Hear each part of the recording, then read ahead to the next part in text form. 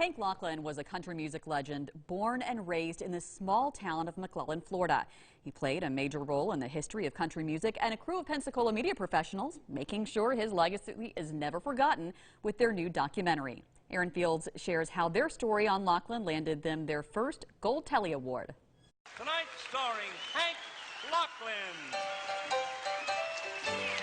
So we set out thinking that we would do Northwest Florida's role in the history of country music, and when I was doing the homework on it, and when I started looking into Hank Locklin, I realized that he was a big deal. Riker and her other 5 team members spent years doing work on this film, studying the history of Locklin's life and even scoring interviews with major country artists he had impacted.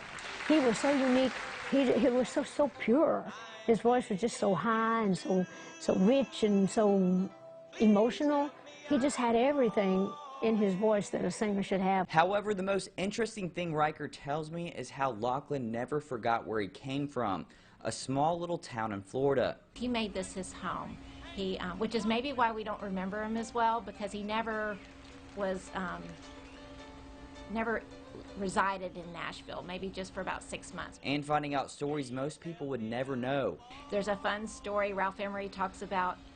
Please Help Me, I'm Falling was a huge hit. It was #1 for 14 weeks. Hank Locklin didn't know it had become a hit. He didn't know it was #1 because he didn't have phone service. Now all their hard work, grant money, community donations, and drive earned them a Gold Telly Award, competing against organizations like ESPN, never expecting their documentary to get the recognition it did. Fun part of our job is telling stories, and it's great when we can leverage the popularity of a Kim Burns documentary like the Country Music Documentary Series to tell a local story and have people find interest in that. Now, if you do want to watch the documentary, you can head to our page, WKRG.com.